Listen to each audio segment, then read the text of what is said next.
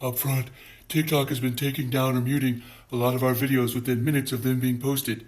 If you're seeing this video and it's muted, you can also find it on our YouTube and Facebook. Today's rant is brought to you by the letters 69 and Little Debbie Snowflake Brownies. What in the fuck is up, fam of Liberty and everyone else watching this video who isn't following our channel for some inexplicable, mystifying motherfucking reason? Is your new best friend Big Sarge, the artist formerly known as Admin Tim, founder of the Sons of Liberty. If you're new to our channel, then let me go ahead and get this out of the way. Fuck Donald Trump, fuck GOP politicians, fuck billionaires like Elon Musk. Now you know where I stand on things. The beard and the shirt doesn't fool you. So if you're not frantically rage typing in my comments box so you can simp for people who don't give a fucking shit about you except to take your money and profit off your labor, then maybe consider following this channel after you watch this video. In the wake of the very public execution of United Healthcare CEO Brian Thompson, whose company is responsible for the deaths of more Americans than Osama bin Laden, the backlash against the healthcare insurance industry has grown from "the libs are laughing" to "oh my god, everyone hates us." Ben Shapiro, the wet fart that leaves a greasy smear, has put out a video about trying to pin the backlash on the evil left revolutionaries. It backfired so horribly that of the over 9,000 comments on the YouTube video alone, the vast majority of them are negative and come from people from all across the political spectrum. I say this unironically, you'd love to see it. The backlash is so great that healthcare insurance companies are sending internal emails requiring all employees to take a loyalty pledge that not only talks about safety, but also requires them to swear that their executives are important, valuable, and worth being safe. It also requires them to pledge their belief that the healthcare insurance industry is one of the most vital industries in America. It's certainly among the richest. Vital? I don't think so. It's got zero purpose. None. It exists because some rich motherfucker somewhere thought, hey, nobody's making money off sick people except hospitals. We should make money off of sick people and hospitals. That's it. That's literally why that industry exists. It serves no other purpose than the rich elite decided that it needed to be there. And now somehow the United States government has asserted that you're required to pay for this service and it should automatically come out of your paycheck. You don't get a fucking choice in most cases. But it gets better, friends. CEOs are feeling real fear for the first time in their obscenely comfortable lives. Security firms around the nation are being inundated with calls requesting executive protection or comprehensive security packages. Websites for top healthcare insurance providers have taken down the once proud pages lauding their vaunted leadership out of fear of retaliation and doxing. But did you know that you can find the names of most officers and directors of any publicly traded company by examining publicly available 10K findings? The more you know. Now, I'm not saying that you should definitely go out there and dig up the names of all these executives making millions of dollars per year. And whatever you do, please don't call the New York Assassin tip line at 1-800-557-8477 and clog up their system. Also, by the way, they don't give you tips on assassinations. They really should change that name. But what I am saying is that it's wild how we live in the country which threw a bunch of really expensive tea into a harbor in Boston in 1773. That was the Sons of Liberty, by the way. In order to protest unfair business practices, but all kinds of shit goes on in this country legally. And we get lectures from the media about how it's just not proper to cheer on the murder of a rich guy. Like, motherfucker, do you know who you're speaking to? This entire country was founded on violent resistance to a government overreach and government excess. Notice how those same media companies didn't have a whole lot of shit to say a century ago when scared white people were stringing up the uppity black folk down south. So whose fucking side are you on, media? Are you an ally? Whose accomplice are you? Ours or theirs? And around the world, South Korea just clamped down on a far right-wing guy trying to subvert and suspend their democracy. That took about 4 hours. Something similar is going on in the country, not the state, of Georgia. People are protesting not being allowed to join the European Union and not being allowed to hold fresh, unrigged elections that aren't tainted by, you guessed it, Vladimir Putin and his Russian meddlers. In Romania, they flat out said, this election was rigged, here's the proof, we're doing this again, and fuck you, Russia. And, oh, by the way, the Syrian rebels just invaded their capital city after about 10 years of getting their shit pushed in and half-assed support from the United States.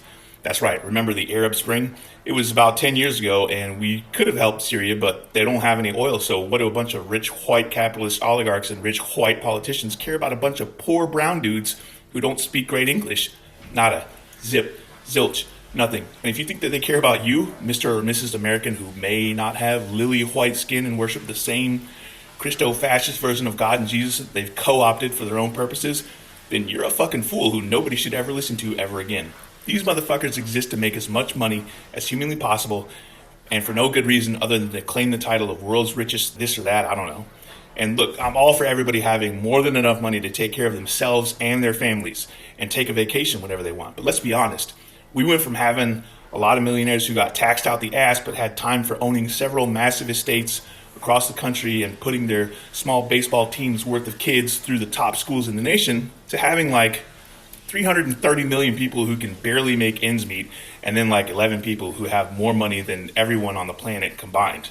The sooner that y'all motherfuckers and I motherfuckers start realizing that it's not a war of culture and instead it's actually a war about class, the sooner that we can start banding together across the country, regardless of political belief, and demanding, not asking but demanding, that this get addressed with a permanent swiftness. As an example, don't you think for 1 second that Allegiant Healthcare is permanently reversing its policy on funding your surgical anesthesia the whole way through?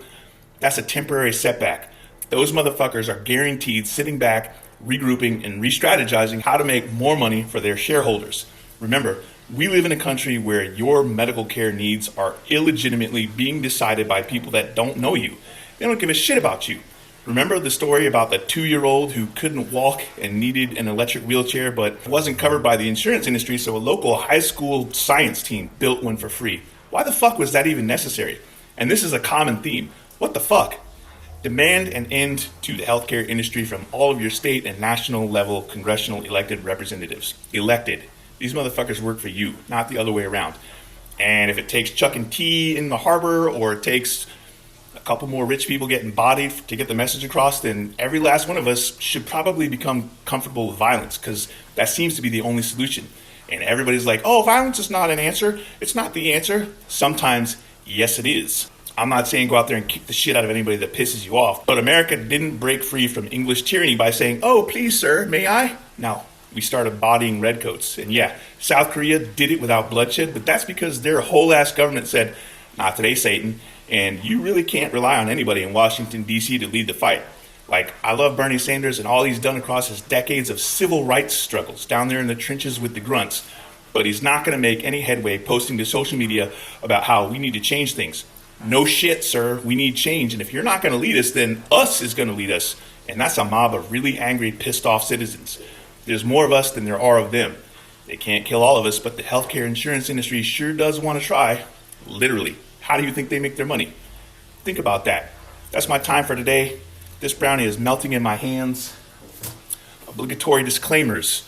We've begun organizing local Sons of Liberty chapters by region. We're doing all of this on the Sons of Liberty Discord server because social media oligarchs like Mark Fuckerberg and Apartheid Andy can't deplatform us on their sites, nor can they mute or censor our content on Discord.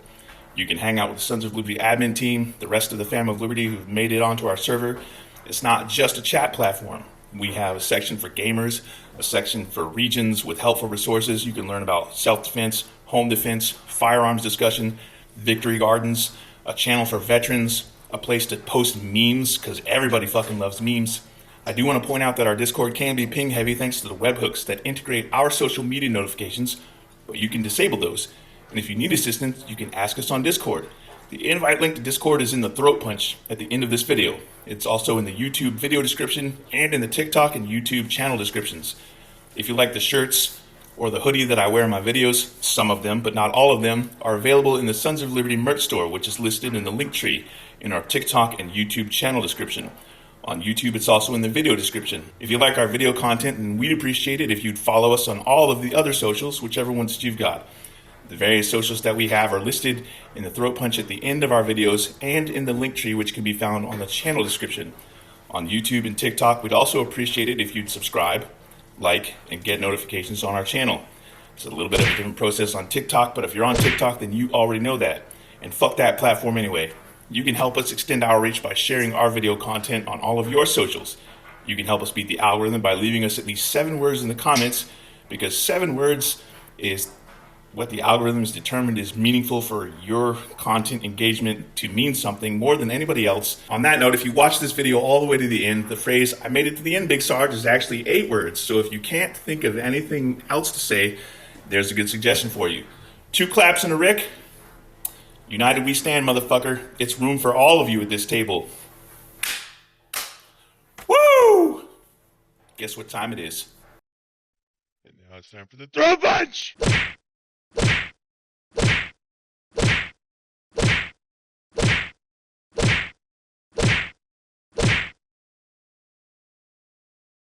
Today's rant is brought to you by the letters 69 and Little Debbie Snowflake Brownies. Yes, I realize that 69 is not a letter, but it ruins the fucking theme.